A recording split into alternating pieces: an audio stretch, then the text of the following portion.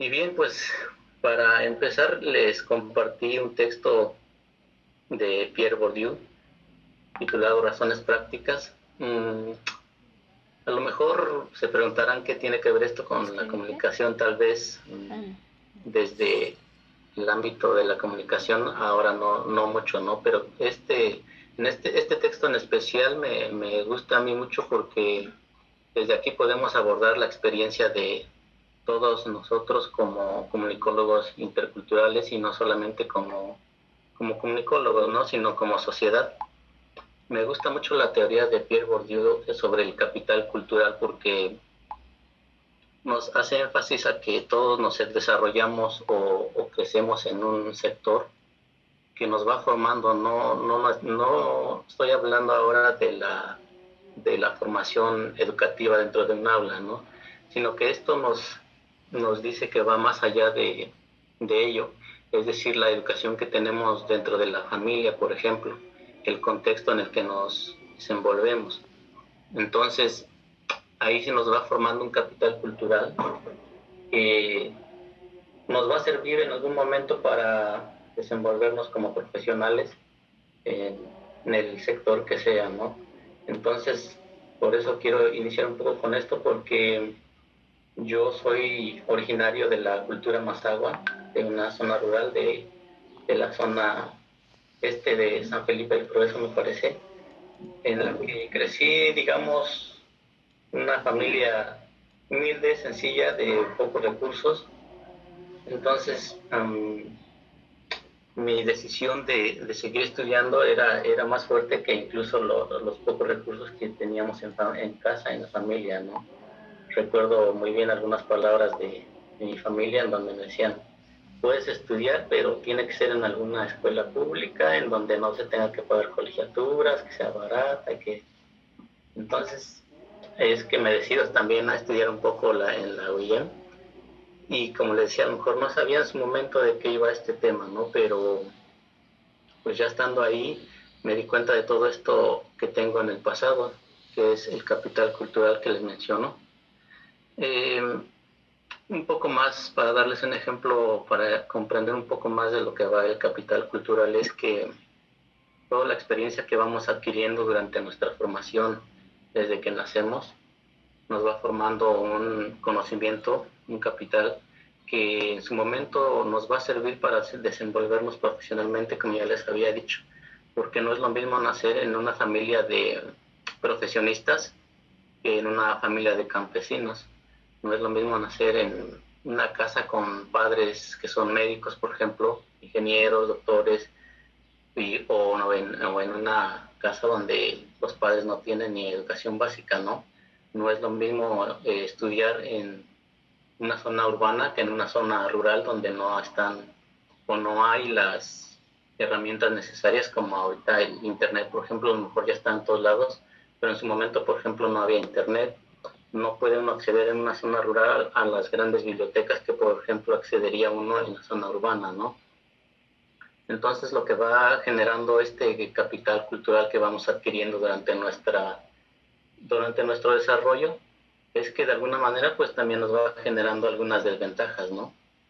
Estas desventajas quiere decir que pues yo a veces a lo mejor en mi niñez no tuve el acceso, digamos, a conocer obras de arte que puede tener algún chico de Francia o de España, qué sé yo, y entonces por ende a lo mejor ahí va a tener una ventaja, un conocimiento distinto al que yo tengo de mi entorno, ¿no? Entonces lo que va formando este capital cultural es un conocimiento en cada uno de nosotros de distintas formas. Y entonces, como les vuelvo a repetir, que es una formación fuera del aula, ¿no? Y a la hora de que yo llego a cursar la licenciatura, pues llego con a lo mejor algunas desventajas. Por ejemplo, me costaba todavía manejar una computadora, tener problemas incluso de escritura, cositas así. Pero ¿qué es lo que hace las universidades? Pues de alguna manera nos nivelan, ¿no?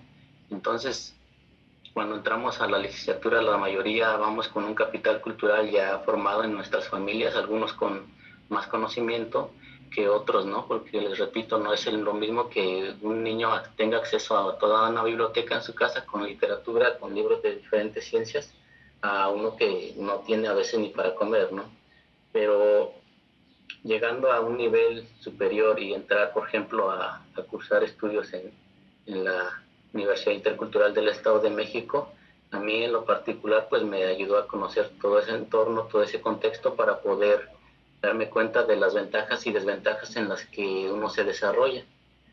Pero aún así, este capital cultural no nada más es fuera de la familia, ahora nos vamos al dentro del aula, ¿no? Sería el segundo punto, nos dice que en las escuelas pues también se nos forma de alguna manera distinta, ¿no?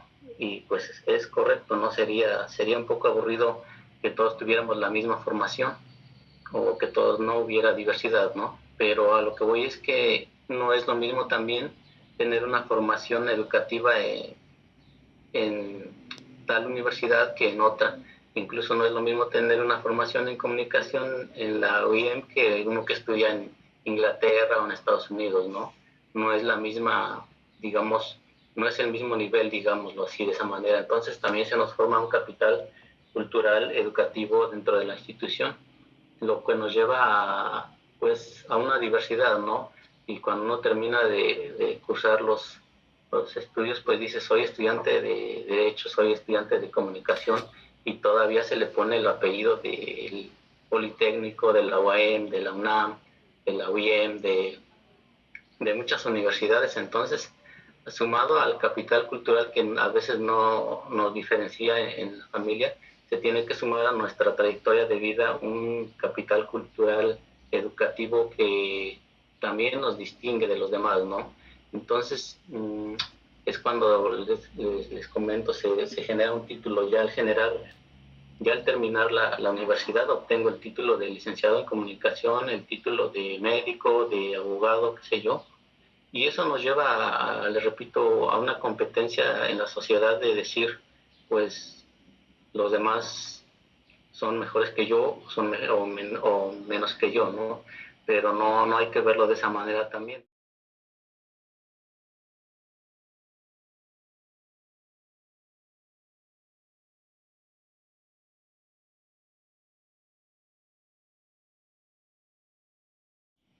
He ahí el segundo libro, segundo artículo más bien, sobre el tema de la interculturalidad. Entonces, en un primer paso, pues quería compartirles ese tema del capital cultural que en la mayoría de nosotros crecemos con ciertos conocimientos y que podían ser ventajas o desventajas, ¿no? Dependiendo del ámbito, el contexto o el ambiente en el que nos desarrollemos. Eh, pero después de conocer a lo mejor nuestra experiencia de vida, nuestra trayectoria, les digo, de mi parte entré a la Universidad Intercultural y estudiar comunicación intercultural, pues más o menos sabía de qué era la comunicación, pero la interculturalidad se desconocía un poco, ¿no? Entonces, por eso les compartí este otro texto para a lo mejor un panorama muy general de lo que se entiende por interculturalidad o cómo nos ven desde fuera de otros países, ¿no? Este texto es de Catherine, de una docente de la Universidad Andina de Ecuador, y de alguna manera hace un análisis del origen de la interculturalidad y de cómo nos ven o de cómo analiza también el origen de la interculturalidad acá en México. Este, pues ella en un principio nos recalca que la interculturalidad tomó un auge en 1980, pero antes de eso ya se había mencionado un poco sobre el tema de comunicación intercultural en los años 50, ¿no? Pero apenas empezaban ahí a salir algunos conceptos, no es hasta los 80 que de repente nace un poco más por las exigencias sobre todo en México, de las comunidades prehispánicas en las que exigen una educación intercultural bilingüe. No era posible tomar clases en español cuando muchas comunidades apenas sí hablaban su lengua materna, como el náhuatl, ¿no? El otomí, en nuestro caso el mazahua. Y entonces es cuando se exige la instauración de una educación intercultural bilingüe, y es como de alguna manera acá en México nace. Eh, y luego tendríamos digamos que a nivel un poco más internacional, en los años 90 surge también la educación intercultural bilingüe en Bolivia, sobre todo, en Ecuador y en Panamá y en México, ¿no? Pero en México surge un poquito antes, una década antes. Luego de acá tendríamos que eh,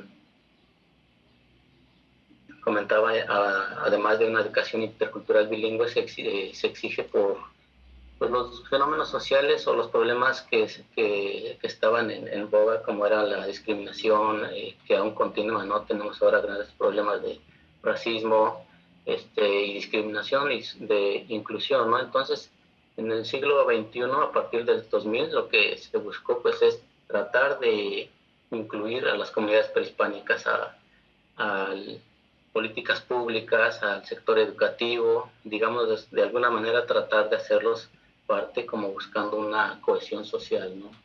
Entonces en México es como la mayoría de ustedes ya conoce o sabe, nace el modelo intercultural en el 2001, se tiene la propuesta de formar la primera universidad intercultural y pues esta se asienta en el Estado de México e inicia la primera generación en el 2004. Eh, entonces se inician los estudios, recuerdo que algunos compañeros docentes decían que en el proyecto no esperaban a tantos alumnos, ¿no? Esperaban tal vez como 50 cuando mucho, pero recibieron más de 500 alumnos. Entonces eso los motivó a continuar este proyecto y bueno, hasta ahora ha funcionado y ha crecido bastante, ¿no? Creo que la mayoría de ustedes son testigos de ello. Y bueno, el segundo punto es interculturalidad es igual a indígena porque han recibido grandes críticas la interculturalidad a nivel nacional e internacional de que los modelos o por lo menos las universidades interculturales en México eh, estaban pensadas para pueblos originarios y no para un modelo intercultural porque digamos que la interculturalidad es para todos, ¿no? No era un modelo, en dado caso no debería de ser un modelo diseñado nada más para pueblos prehispánicos, sino para toda sociedad en la que pudiera cursar tanto el mestizo, tanto el mazahua como el agua, ¿no? Entonces, eh, ahí hubo, o hay incluso todavía una fuerte crítica de que en dado caso debían de llamarse universidades indígenas, ¿no? Pero creo que el avance que ha tenido en este caso la UIM es que pues sí se ha vuelto muy incluyente, ¿no? Yo he visto que tiene alumnos de diferentes lugares, no necesariamente tienen que ser de un pueblo prehispánico para formar parte de los estudiantes. Entonces creo que por ese lado ha avanzado y pues eso de manera de contexto de cómo surge este tema de la comunicación, de la interculturalidad. Y ya hablando un poco más en el tema de Catherine, que nos menciona que hay tres tipos de interculturalidad, que es la relacional, la funcional y la crítica, ¿no? Entonces, pues, si es que leyeron un poco, alcanzaron a leer un poco, la relacional va un poco más con la interculturalidad, se puede decir que siempre ha existido, ¿no? Siempre ha habido una relación entre personas de diferentes orígenes, ¿no? Pero nunca ha habido una comprensión o nunca ha habido una empatía por ver que tienes a otra persona, sino simplemente hay una relación tal vez personal, pero no emocional. Entonces, luego nos habla de una interculturalidad funcional en la que pues hay una relación también y si hay hay respeto, hay inclusión, pero no se reconoce que hay ciertos problemas. Y el autor nos menciona que sobre todo este tema de la interculturalidad funcional es usado en nivel político, ¿no? Donde muchas veces se dice todo está bien, ya estamos incluyendo a los pueblos prehispánicos, les estamos dando educación, no pasa nada, ¿no? Y la interculturalidad crítica que nos hace mención sobre más que nada resolver los problemas, los fenómenos sociales, no nada más es tener una relación personal o con la diversidad o el reconocimiento, no nada más es decir sí reconocemos que hay diversidad, que que hay otras formas de pensar, vamos a respetarlas, vamos a tolerarlas. Muchas veces se queda hasta ahí, no se llega al siguiente paso, que es ver qué se puede hacer por esa otra parte para aportar a mejorar su calidad de vida en el desarrollo de su vida, ¿no? Y entonces es tener la idea de que existen otros, pero no nada más de decir existen, sino de decir qué puedo hacer por ti, ¿no? Entonces, lo que planteo desde estas tres perspectivas, bueno, al final a lo mejor las voy a conectar un poco más, es que debemos de pensar como comunicólogos en qué papel queremos jugar nosotros, ¿no? Qué tipo de interculturalidad queremos ejercer sobre todo, ¿no? Porque ahí viene el siguiente texto que es un poco más corto, que es la comunicación intercultural de Rodríguez Miquel, en la que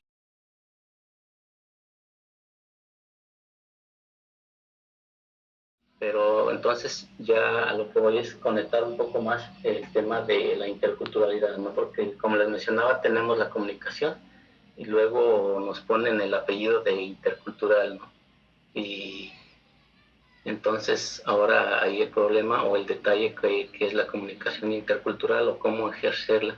Desde mi punto de vista, pues lo que yo he aprendido o de lo poco que he investigado, nos refiere más a que debemos, que es reconocer las diferencias no para excluir, sino para incluir.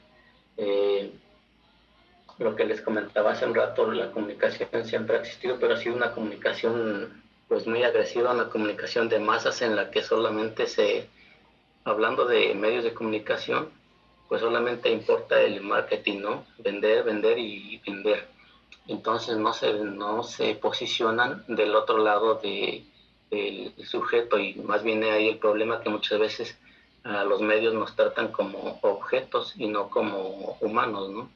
Entonces creo que ahí está el papel de la comunicación intercultural, tener una empatía hacia el otro, ponerse en el lugar del otro, no nada más en nuestro caso, por ejemplo, de tomar un reportaje, no es nada más ir a hacer un reportaje y ya, sino ver qué sucede con esa persona, ¿no? En qué condiciones de vida está, qué se puede hacer para mejorar su situación sociocultural, incluso socioeconómica, de ser posible, ¿no? Es generar una empatía y pues entonces es diferenciarnos en ese tema porque yo considero que de no tomarse el papel en serio de que somos interculturales, de que hay una comunicación intercultural, pues somos uno más del montón, tal vez como se diría, ¿no?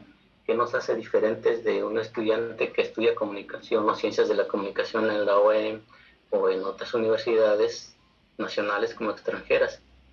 He ahí que la diferencia, el tema de la interculturalidad, porque como les platicaba en un inicio, todo esto nos forma de diferentes maneras, pero ¿qué nos hace diferentes un comunicólogo de la UNAM o a uno de la UIM, ¿no? Pues me parece que lo que nos hace diferentes es la interculturalidad y por ahí va un poco más el tema que yo había propuesto, que es para qué, ¿no? Yo creo que la interculturalidad en este sentido, desde nuestra profesión, desde nuestra carrera, es trascendental. La comunicación debe de usarse para generar una empatía, para generar soluciones a los problemas que de repente encontramos. No es nada más de generar noticia o ser un comunicólogo más como de otras instituciones, sino que tenemos un capital educativo muy diferente al que se puede obtener en otras instituciones. Eh, entonces, ese capital educativo diferente, pues es la interculturalidad y cómo la vamos a ejercer. Pues ya les platicaba en el texto anterior, hay tres formas de interculturalidad. Me parece que la más responsable que deberíamos asumir es una interculturalidad crítica. Entonces tendríamos que tener una comunicación intercultural crítica en la que nosotros aportemos a los demás. No solamente es de que nosotros vivamos de los medios de comunicación o de otras cosas, sino de la investigación, de aportar a la sociedad y en ese tema va el tema de los avances. Yo creo que un poco más desde mi experiencia puedo decirles que la formación en comunicación intercultural en la OIM ha crecido bastante. Cuando yo estudié allá, pues no había todas las herramientas, tanto humanas que ahora tienen, pero pues en vez de quejarme, como les digo, todas esas cosas se deben de convertir en una ventaja, usarlas para continuar preparándose, ¿no? Pero en ese tema les vuelvo a comentar de los avances, es que la UIM ha formado varios comunicólogos ya varias generaciones, desde que yo egresé por lo menos van 12 si no me equivoco, y estos comunicólogos deben de generar alternativas diferentes a los medios de comunicación, como les decía hace un momento, no ser más de lo mismo, ¿no?